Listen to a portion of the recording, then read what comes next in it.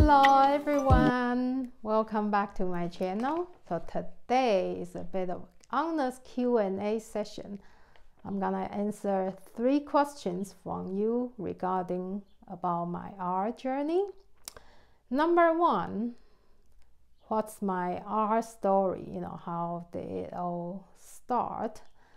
So yeah, I kind of started off because one day I was watching my daughter doodling and it sort of hit me that I've always enjoyed art since I was a little girl. So why don't I try again, since especially I changed my mindset about it's never too late to learn anything new as long as you keep it small and keep it consistent.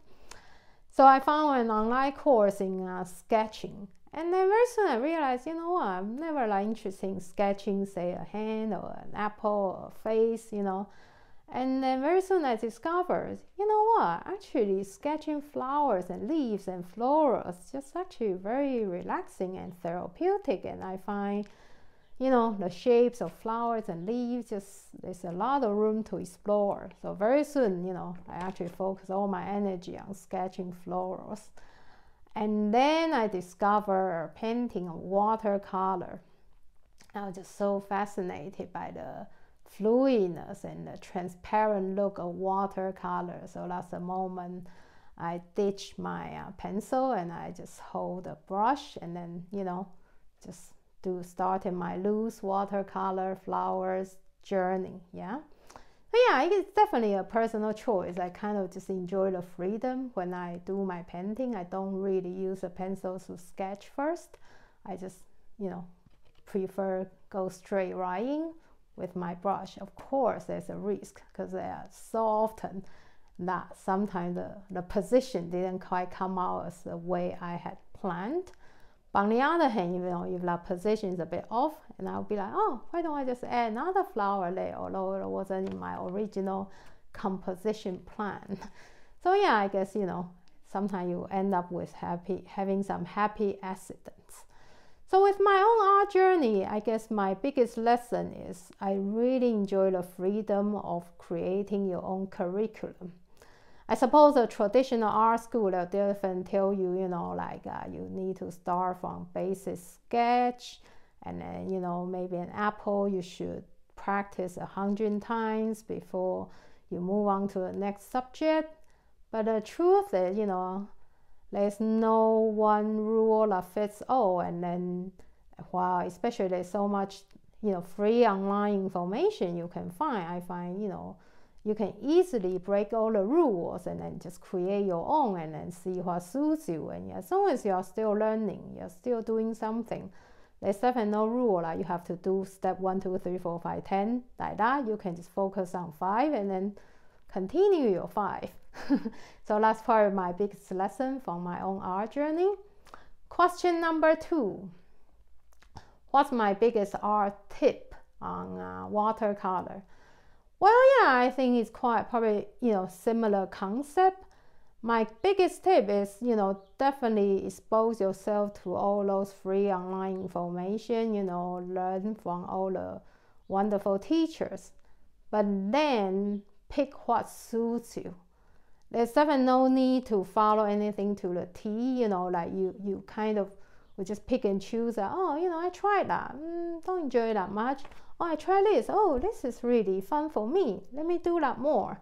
Yeah, I find that's just the most important part. And for instance, I definitely explore quite a lot. It's through a lot of trial and errors. And somehow I have learned and tried doing detailed work. And the result also looks quite nice. But the truth is, I just never really enjoy that process that much. And if you don't enjoy that process, it's just a good chance you're not going to repeat it often. So I just realized I don't actually enjoy the process of doing detailed work. I much prefer taking a risk and doing the loose style. So then, and for instance, I'll give you a good example. I never actually spend that much time doing art, like color theory. Because, I just, especially if you're also into doing flowers, instead of in the beginning, especially if you are a beginner, trying to mix your own pink or purple and get frustrated you didn't get to mix out that pink and purple you're after, I will just suggest go get a pink and purple that you want and then just use it straight, and you don't have to mix your own to begin with. And for me, I find because I really enjoy doing the shape, so I don't spend that time on, not much time on mixing my own color. I just use the color directly, and I much prefer mixing the color on the paper directly. For instance, you can even mix, kind of your pink and purple on the paper, and then you will just even come out a color you probably wouldn't be able to mix yourself otherwise. So yeah, that's definitely my biggest tip. Just get as much information as possible, but only practice those that actually speak something to you and you enjoy the process and you are willing to do it again and again. So I think that's my biggest tip. So question number 3. So how do I find my own art style? It's still quite similar. It's like, how do you know what's your favorite type of food? By trying different types and then knowing which one you want to eat it again and again. I suppose I find that just a simple way to explain about your art style as well. Just something, not only you enjoy the result, you also enjoy the process of making it. Because I find, how should I put it? Yeah, again, it's just so important. Even some style you like, and you could replicate the result.